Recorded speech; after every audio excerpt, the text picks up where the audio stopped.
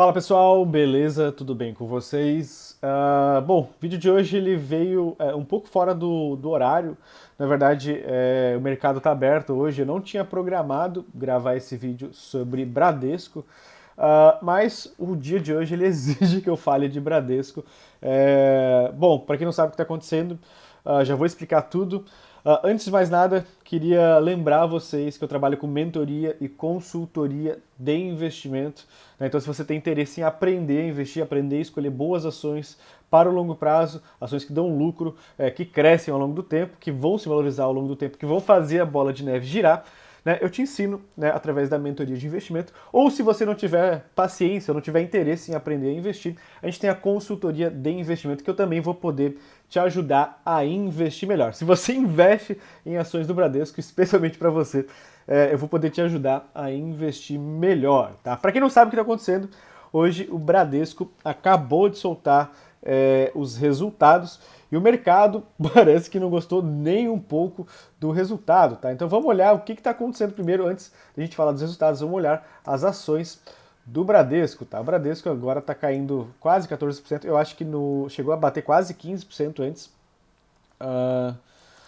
mas agora está caindo 14%, então talvez na hora que você ver esse vídeo, talvez esteja um pouco mais, um pouco menos, mas o mercado não gostou nem um pouco do resultado do Bradesco e eu vou explicar detalhadamente neste arquivo que o Bradesco soltou hoje, eu acho, né? Hoje, ou foi hoje, antes do pregão, ou foi ontem, no fechamento do pregão. Bom, vamos detalhar os resultados linha a linha, tá? Então o lucro líquido recorrente, ele caiu 25% no trimestre, né? Então de um trimestre para o outro teve uma queda de quase 26%, então uma queda realmente muito expressiva no Bradesco. Confesso que eu achava que não seria tão grande, tá? Eu acho que o mercado estava provisionando talvez uma perda aí muito menor, né? Talvez algo em torno aí de um aumento de uma queda, melhor dizendo, de algo em torno de 5 a 10% no máximo, mas realmente esse lucro veio muitíssimo abaixo do que o mercado estava esperando. Eu acho que nem o mais pessimista dos analistas diria que viria assim tão ruim, né? Se a gente comparar ano contra ano, veio aí uma queda de quase 23%. A carteira expandida de crédito subiu aí 2,7% no trimestre, tá? Então um aumento aí realmente muito pequeno, né? Singelo, digamos assim. Tudo bem que já é um banco muito grande, mas ainda assim uma carteira bem pequena, né? Se a gente comparar ano contra ano, uma expansão de crédito na carteira de 13,6%. A margem com os clientes, né, subiu aí 3,4 pontos percentuais, então uma margem que cresceu pelo menos um ponto positivo aí no resultado, tá? E 24% ano contra ano, né? Conforme a Selic vai subindo, é natural que os bancos também vão tendo uma margem financeira com os clientes um pouco melhor, né? A parte de seguro, previdência e capitalização, que é uma parte bem expressiva também dentro do banco, teve uma perda aí de 6,4% de um trimestre para o outro e um aumento de 8% ano contra ano. Parte de despesas operacionais aí realmente também teve uma despesa bem mais alta de um trimestre para o outro, né? Um aumento de 7,7 pontos percentuais e 4,5 pontos de ano contra ano.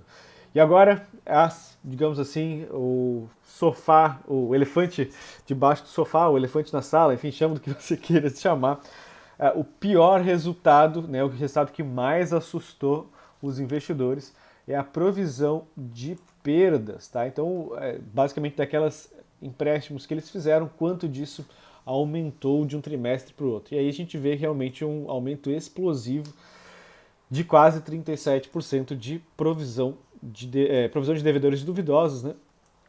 Também conhecido como provisão de perda, de quase 37%. Né? Então, se você pensar isso a longo prazo, isso é um negócio que realmente vai degradando o resultado do banco. A pergunta que a gente quer responder agora é: será que o banco vai quebrar ou não? E claramente eu acho que o banco não vai quebrar, mas isso com certeza traz aí um sinal amarelo, quem sabe vermelho, no painel dos investidores. O índice de Basileia é nível 1, né? Então, em termos de segurança bancária, ainda está um banco muito seguro, tá? Para quem não sabe, que é índice de Basileia é como se fosse um índice da chance do banco quebrar, digamos assim. E esse índice ainda está bem tranquilo, digamos assim. Então aumentou 0,3 pontos percentuais de um trimestre para o outro com uma queda aí leve de 0,1 pontos percentuais de um ano para o outro, tá? Desempenho operacional, né? Então a gente vê que no lucro líquido ele teve aí uma redução de 2,6%, o que é um negócio bem ruim, tá? Se você pensar lá atrás, a Selic estava mais baixa e agora com o Selic mais alta ele meio que tinha obrigação de lucrar um pouco mais, né? Então essa queda de 2,6%, mesmo que ficasse flat ou mesmo que tivesse um leve aumento já seria ruim, porque ele teria que lucrar bem mais, que nem os outros bancos estão lucrando. Tá? A carteira de crédito, né? Então, a gente vê aqui que em setembro fechou com uma carteira de crédito de 878 bilhões, se não me engano. Então, uma carteira de crédito bem grande, né?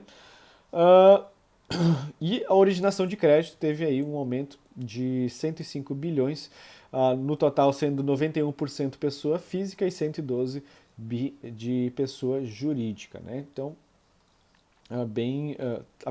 teve um aumento pelo menos, digamos assim, né?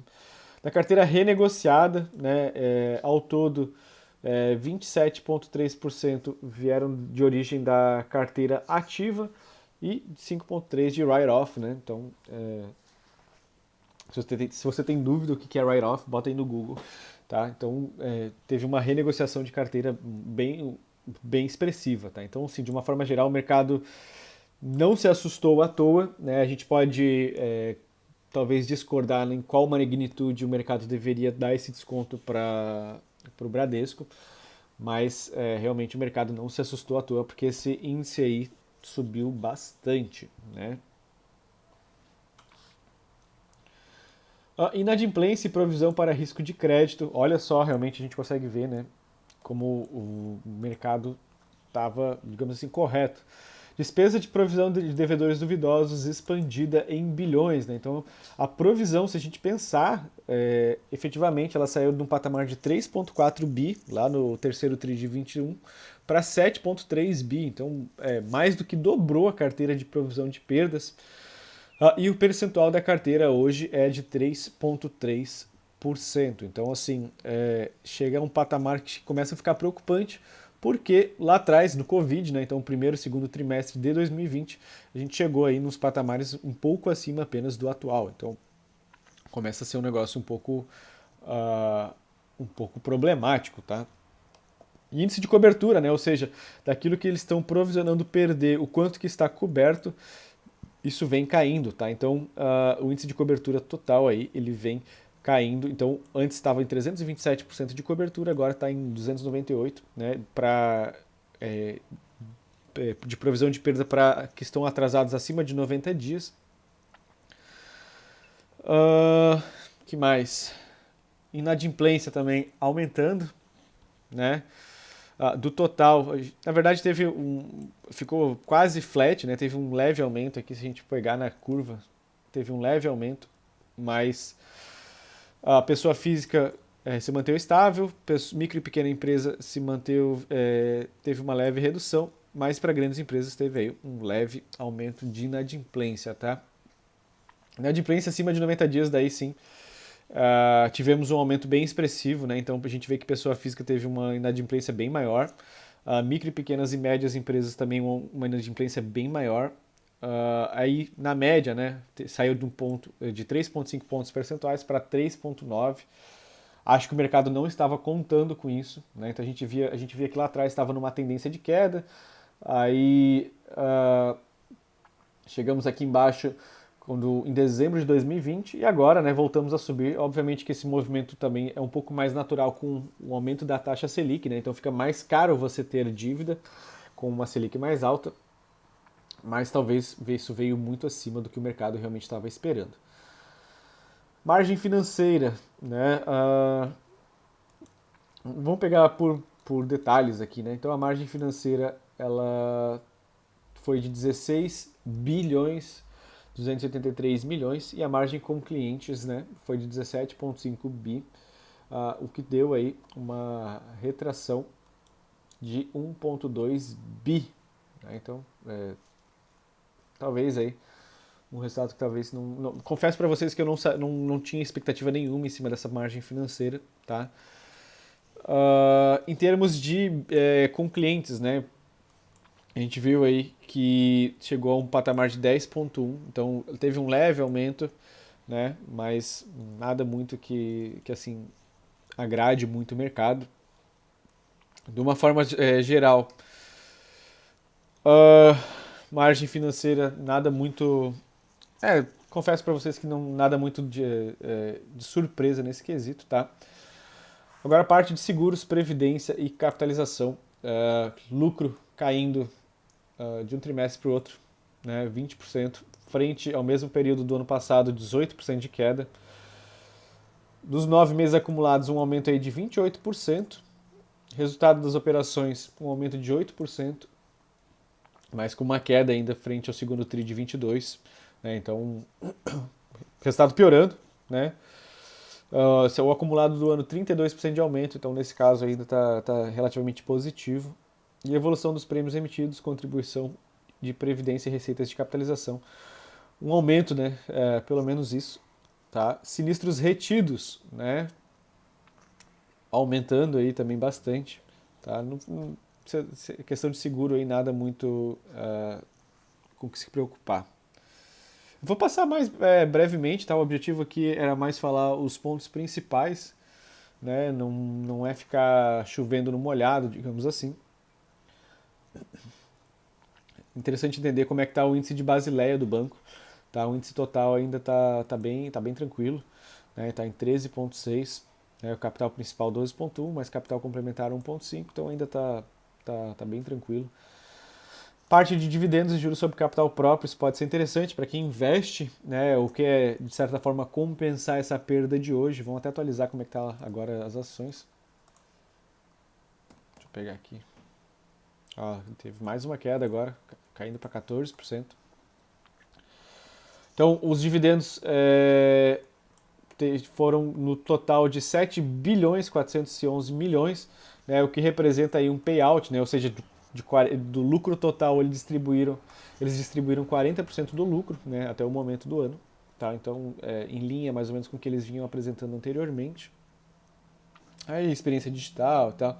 É interessante também que agora ver que o Bradesco também está se modernizando nessa questão.